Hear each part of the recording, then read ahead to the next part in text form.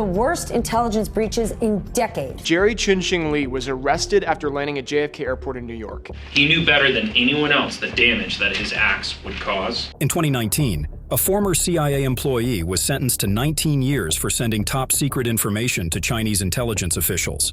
The spy's actions caused the deaths of dozens of American assets in China and is just one of several Americans found guilty of spying for China in recent years. His actions shocked the CIA and devastated America's intelligence network in China, adding to the concerns of many in America that the communist nation is quickly becoming the most powerful country on the planet. But why did it happen? How was the spy caught? And what does this mean for the future of Chinese espionage?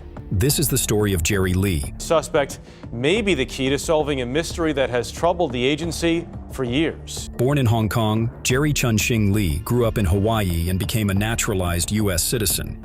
He began working at the CIA in 1994, working as a case officer in a variety of locations around the world. He was stationed in Tokyo, he was stationed in Beijing, he was involved in Chinese operations. During his time in the CIA, Lee was entrusted with top-secret information, including information on numerous CIA operations and assets around the world. CIA officers are entrusted with the crown jewels, and that is the names and sometimes the phone numbers and other contact information for our covert assets. Despite his 13-year-long career at the CIA, his career ended on a sour note. He reportedly resigned in 2007 and moved to Hong Kong. We're told he left disgruntled and that his career had plateaued. For 3 years, Lee lived a quiet life in Hong Kong.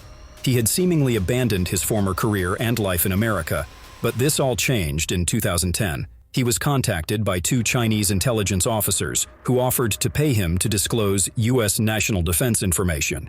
The agents reportedly told him they would take care of him for life, tempting him in with a gift of $100,000.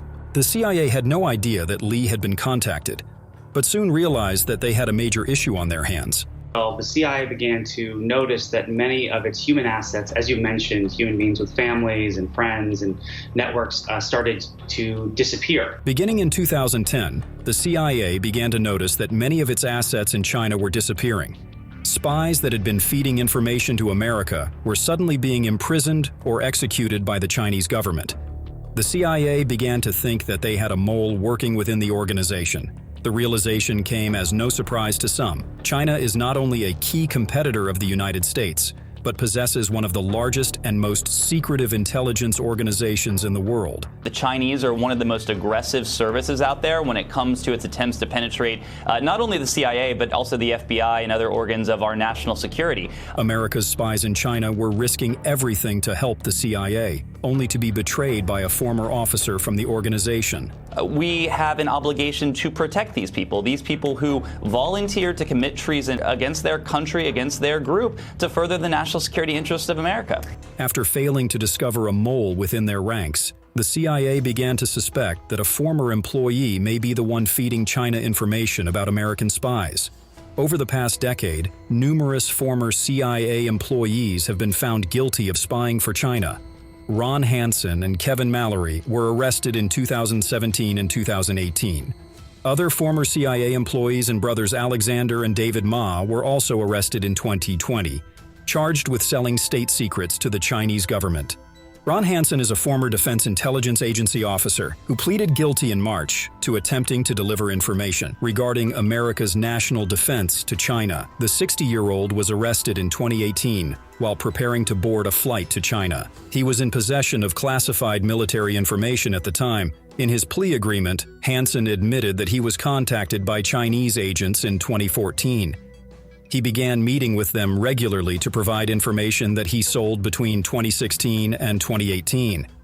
He received a 10-year sentence for his crimes. He sold China intelligence information for about $800,000. Mr. Hansen was working in a contract position with the United States government in China, and in that position he had access to classified information. He also had signed non-disclosure agreements. Another former CIA employee, Kevin Mallory, received 20 years in prison and 5 more of supervised release for conspiracy to transmit national defense information to intelligence agents in China. Attorney General John Demers said, "This case is one in an alarming trend of former U.S. intelligence officers being targeted by China and betraying their country and colleagues."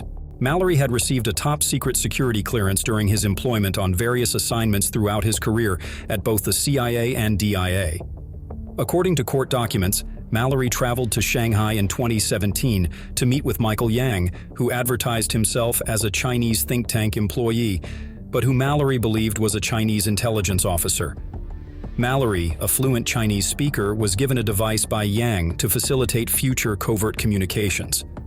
Analysis of the device revealed that Mallory had discussed classified information with Yang that he could sell to China. This is what espionage looks like.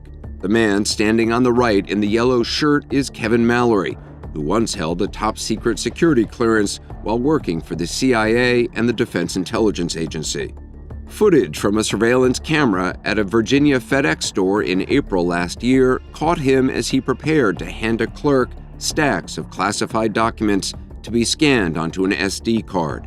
He was able to send at least 2 documents, which may have contained the names of American agents in China, putting their lives at immediate risk. The Ma brothers are currently awaiting trial for espionage offenses, with Alexander accused of gaining employment with the FBI to act as a mole and double agent.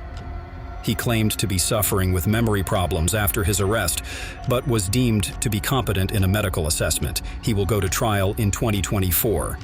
These cases demonstrate the relentless efforts the Chinese government will undertake to recruit and exploit current and former members of America's intelligence community to gain access to our most sensitive secrets. Contrary to the recruitment of double agents by the Soviet Union in the Cold War, Chinese intelligence agents appear to be using money rather than ideology as their key incentive. It's not the first time that Americans have sold out their nation for cash, with famous cases like those of Aldrich Ames and Robert Hanssen, showing that the Soviets achieved success using a similar tactic. The case of Jerry Lee was one of the first indications that China was targeting former agents in a potentially large-scale new recruitment campaign, leading to many further investigations and arrests. Lee was identified as a suspect back in 2012, and the CIA lured him back to the US with a fake job offer. Lee flew back to the US with his family in August 2012, stopping over in his home state of Hawaii. The FBI conducted a search of Lee's hotel room in Hawaii, revealing a thumb drive which had recently been wiped of certain documents, as well as an address book containing handwritten notes made by Lee that related to his work in the CIA. The notes contained a wide range of sensitive information, including some that would put many agents at risk if shared with China. Authorities found 2 books in Lee's possession that had the names and phone numbers of assets and undercover CIA employees, locations of undercover facilities, and notes about secret operations, among other information. Further investigations revealed that Lee had been receiving huge deposits of cash into his personal bank account in Hong Kong. Hundreds of thousands of dollars worth of cash was sent to Lee from an unknown source between 2010 and 2013. Just as the CIA were losing their assets in China. He knowingly cozied up to intelligence officials from the People's Republic of China. He accepted hundreds of thousands of dollars, our belief is from the Chinese, by selling out not only his country, but conspiring to transmit secret national defense information. When he arrived on mainland American territory, he was finally arrested, quickly realizing that the job he had flown out to take did not exist. A former CIA officer is in jail this morning facing an accusation that some officials believe led to the deaths of U.S. informants in China. Lee was interviewed 5 times in 2012 and 2013 by the CIA and FBI. While he accepted he had been contacted by Chinese agents, he denied receiving orders from them or selling state secrets. Investigators confronted Lee about the sensitive information they had found during their searches. Lee initially denied any wrongdoing, but was soon broken down by his interrogators. For security reasons, it was years before Lee was properly charged in 2018. In cases like this that involve very sensitive secrets, the government often chooses not to present the full case in court because that would require disclosing classified information. Jerry Lee was sentenced to 19 years after pleading guilty to conspiring with Chinese intelligence agents. The evidence against him was largely circumstantial, but was enough to force a confession. Lee's actions undoubtedly cost many American agents their freedom and their lives.